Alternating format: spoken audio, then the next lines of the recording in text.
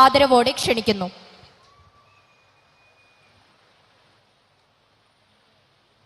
പ്രിയങ്കരനായ അധ്യക്ഷൻ മന്ത്രി ശ്രീ GR അനിൽ, വേദിയിലും സദസ്സിലും ഇരിക്കുന്ന വിശിഷ്ടാതിഥികളെ, ഏറ്റവും പ്രിയപ്പെട്ടവരെ, ഞാൻ ഇരുന്ന് ആലോചിക്കുകയായിരുന്നു, എന്തൊരു വൈബാണ് ഈ പരിപാടിക്ക്. നമുക്ക് ഒരിക്കലും ഇത്തരം ഒരു പരിപാടി നമുക്ക് കേരളത്തിൽ നമുക്ക് കാണാൻ കഴിയും. ഈ സംസ്ഥാനം നടത്തുന്ന ഏറ്റവും വലിയ പരിപാടിയാണ് സ്കൂൾ യുവജനോത്സവം. ലോകത്തിൻ്റെ മുമ്പിൽ നമുക്ക് അഭിമാനത്തോടെ ഒരാൾക്കും ഇതിന് കഴിയില്ല എന്ന് പറഞ്ഞുകൊണ്ട് തലയെടുപ്പോടു കൂടി പറയാൻ കഴിയുന്ന പരിപാടിയാണ് സംസ്ഥാന സ്കൂൾ യുവജനോത്സവം. സത്യത്തിൽ 4-5 ദിവസം ഈ സ്കൂൾ യൂത്ത് ഫെസ്റ്റിവലുമായി ബന്ധപ്പെട്ട് തിരുവനന്തപുരത്ത് നിന്നപ്പോൾ എനിക്ക് തോന്നിയത് ഒരു 10 വയസ്സിൻ്റെയെങ്കിലും പ്രായം എനിക്ക് കുറഞ്ഞെന്നാണ്. എല്ലാവരെയും ബാല്യത്തിലേക്കും കൗമാരത്തിലേക്കും അവരുടെ ഗൃഹാതുരത്വം നിറഞ്ഞ സ്മരണകളിലേക്കും എല്ലാം കൈപിടിച്ച് കൂട്ടിക്കൊണ്ടുപോകുന്നതാണ് ഈ കുട്ടികളുടെ വിസ്മയകരമായ പരിപാടികൾ എന്ന് ഞാൻ പ്രത്യേകം പറയാൻ ആഗ്രഹിക്കുന്നു. ഓരോ പരിപാടിയിലെയും പെർഫെക്ഷൻ. ഞാൻ ഇന്നലെ രാത്രി കിടന്നപ്പോൾ ആലോചിച്ചു, ഞാനിവിടെ ഗ്രൂപ്പ് ഡാൻസ് കാണാൻ ഈ സ്റ്റേജിൽ വന്നിരുന്നു. ഞാൻ ഓർത്തത് ഇതിൻ്റെ ജൂറിയെ കുറിച്ചാണ്, ജഡ്ജിമാരെ കുറിച്ചാണ്. ഇവരെങ്ങനെ മാർക്കിടും? അത്ര പെർഫെക്ഷനാണ് ഓരോ ഡാൻസും വരുന്നത്. മാർക്കിടുക എന്ന് പറയുന്നത് ഒരു ജഡ്ജിയുടെ ഏറ്റവും, ഞാൻ ഓർത്ത് ഞാനായിരുന്നെങ്കിൽ ഞാൻ എന്ത് ചെയ്യുമായിരുന്നു? എന്തൊരു ചാലഞ്ചാണ് ഓരോ ഐറ്റത്തിലും ജഡ്ജിമാർക്ക് മാർക്കിടാൻ.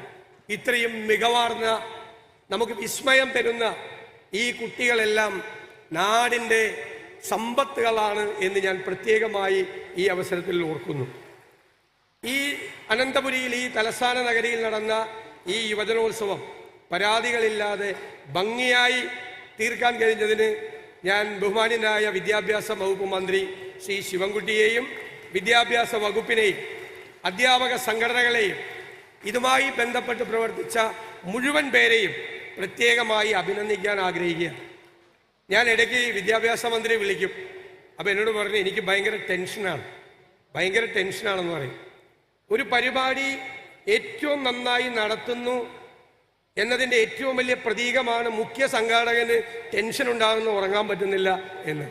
എല്ലാവരും ചേർന്ന് ഒരുമിച്ച് നിന്ന്, ഒരു രാഷ്ട്രീയവും കലർത്താതെ എല്ലാവരും ഒരുപോലെ നിന്ന് ഇത് ഭംഗിയാക്കാൻ കഴിഞ്ഞത് ഇനിയുള്ള വരാനിരിക്കുന്ന വർഷങ്ങൾ ഇതിനേക്കാൾ ഭംഗിയായി നടത്തും എന്നുള്ള ആത്മവിശ്വാസം നമുക്ക് നൽകിയിരിക്കുന്നു.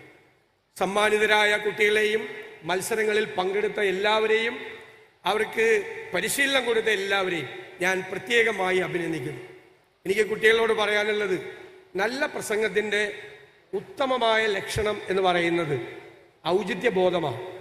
ഇപ്പം എനിക്കിവിടെ കാണിക്കാൻ പറ്റുന്ന ഔചിത്യബോധം എന്ന് പറയുന്നത് പ്രസംഗം പെട്ടെന്ന് നിർത്തുക എന്നുള്ളതാണ്. ഞാൻ ആ പ്രസംഗം പെട്ടെന്ന് നിർത്തുന്നു.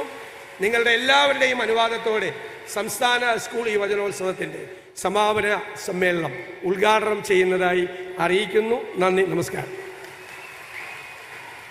മുഖ്യപ്രഭാഷണത്തിനായി ബഹുമാനപ്പെട്ട കേരള നിയമസഭാ സ്പീക്കർ ശ്രീ AN ഷംസീറിനെ ആദരവോടെ ക്ഷണിക്കുന്നു.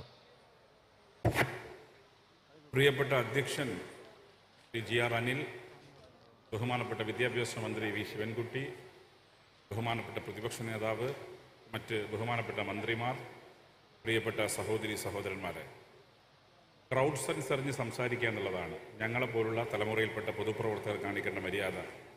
നിങ്ങളുടെ മനസ്സെന്താണ് പറയുന്നത് എനിക്കറിയാം. അത് എത്രയും പെട്ടെന്ന് ഞങ്ങളൊക്കെ പ്രസംഗം നിർത്തി ടോവിനോവിൻ്റെയും ആസിഫ് അലിയുടെയും വാക്കുകൾ കേൾക്കാൻ നിങ്ങൾ ആഗ്രഹിക്കുന്നു എന്നുള്ളതാണ്. ഏതായാലും വളരെ മനോഹരമായി സംഘടിപ്പിച്ച ടീം ശിവൻകുട്ടിയെയും വിദ്യാഭ്യാസ വകുപ്പിനെയും അഭിനന്ദിക്കുന്നു. ഞാൻ 2 പക്ഷത്തും ഇല്ലാത്ത ആളാണ്, ഭരണപക്ഷത്തുമില്ല പ്രതിപക്ഷത്തുമില്ല. അതുകൊണ്ട് സംഘാടനത്തിന് A++ ഞാൻ നൽകുകയാണ്. ഈ ചടങ്ങിന് എല്ലാവിധ ആശംസകളും നേരുന്നു. സദസ്സിനെ അഭിസംബോധന ചെയ്തു